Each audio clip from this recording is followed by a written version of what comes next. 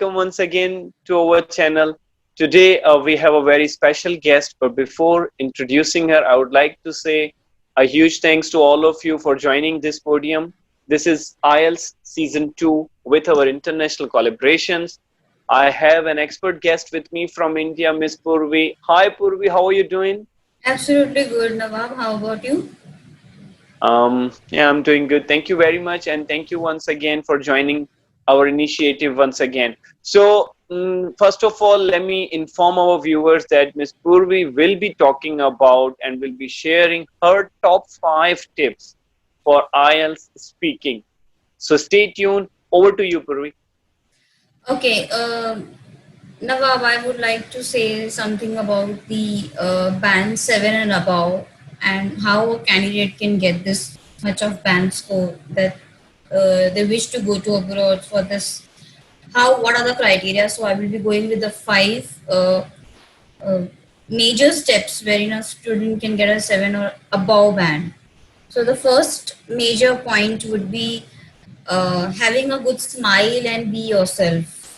So whenever a candidate go on a test date, one of the biggest way that the student ruin their score is being nervous.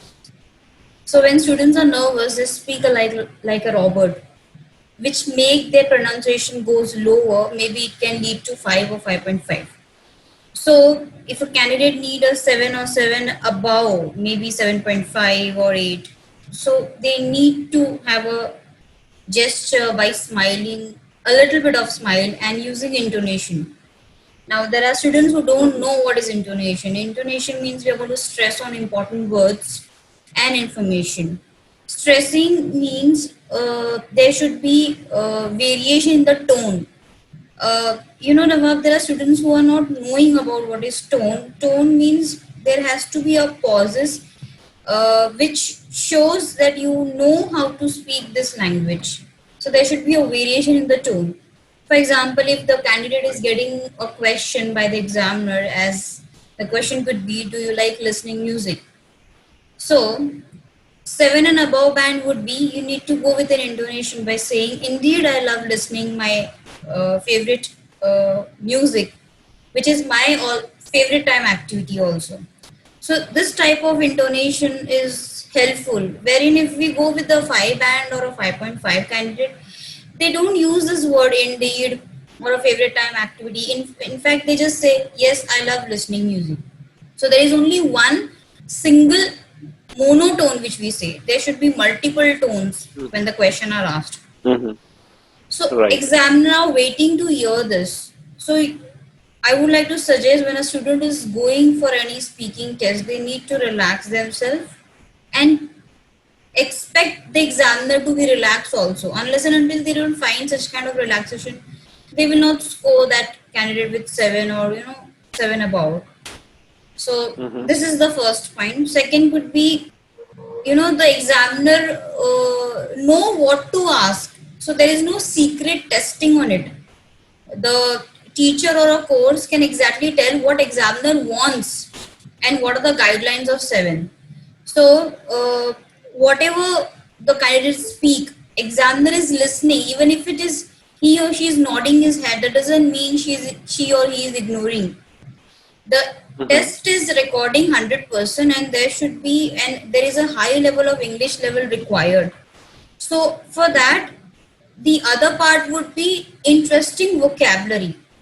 Now, how the students use interesting vocabulary? Interesting vocabulary means a student need to use phrasal verbs or some kind of idioms which can make them to present themselves naturally.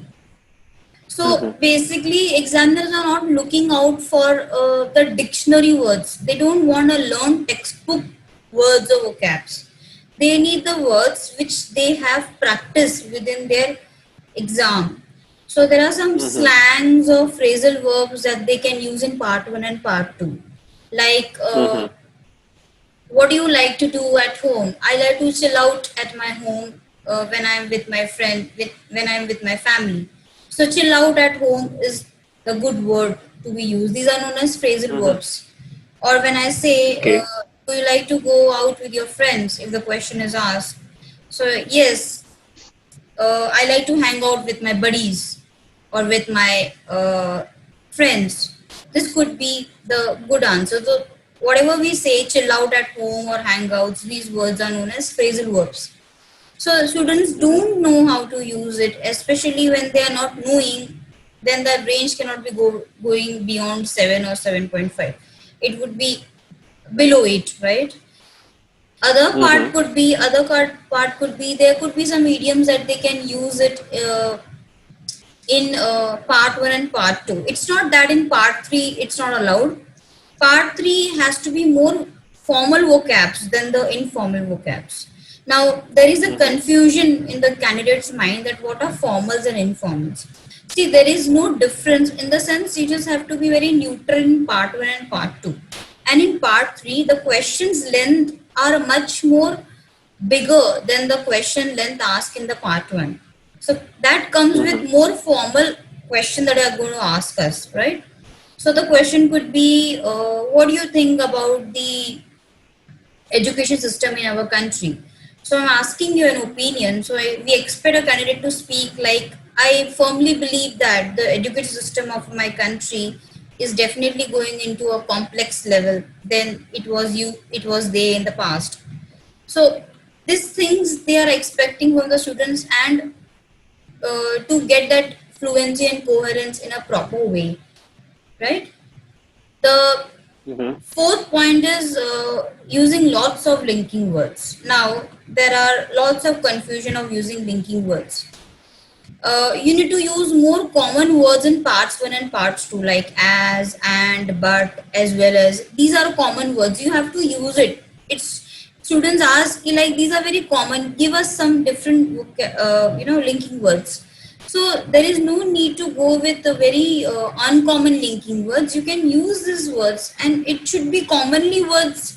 These commonly words should be used in part 1 and part 2, right? Mm-hmm. And if we are talking Mm-hmm. about a cue card, the cue card would be if some story is asked, like speak about any incident or any accident that you saw, then you need to go with timely based words like subsequently, later on, after that. These linkers should be used. And if we coming back to the, if we are using a vocabs in part 3, it should be very impressive linking words to be used with a good phrasal verbs, like uh, phrasal verbs or some impressive linking words like subsequently, as a result, moreover, furthermore. Everything they are aware, but they don't know where to use it. So the student should use variety of linking words and phrases to get a high score of fluency and coherence, right? Mm-hmm. And the last but not the least, this is must in all the four points that I have given. That is practice speaking English. Simple and logic Mm-hmm. advice is that English speaking is not at all hard. The logic and simple advice could be you need to have a native speaker to speak. There should be a speaker to speak with someone.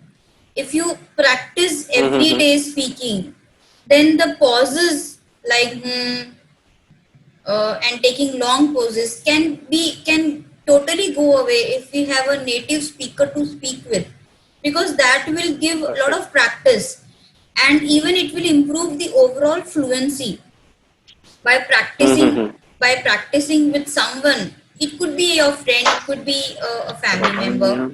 but there should be a person or there should be a speaker to chat with, so that the overall Mm-hmm. fluency gets better. And the most Right, right, important right. thing is you need to convince the examiner you that you know the language English, you know the command of Mm-hmm. language English, and uh, you are into a continuous process of speaking this language. So Nawab, that's it from my end. This is what I wanted to advise All students. right. Thank you, Purvi. Thank you for such valuable tips and tricks for the aspirants, those are looking for scoring higher IELTS bands. And I guess these all tips are valuable once if a candidate is thinking to go beyond 7+ bands. These are some of the tips which everyone should have with them while they are going to appear in the test. So at last, I'm going to say a big thanks to you for joining our collaboration. I hope that we are going to have some other sessions with you as well regarding other modules, hopefully in the Sure, coming sure, future. sure. I would Thank you be very much. obliged. I would be obliged if you're inviting me for the other sessions as well. And I'm happy It to will be collaborate our with it. pleasure to invite you. Thank you. Thank you, Purvi. Have a nice day. Thank See you so you. much. Bye. Bye.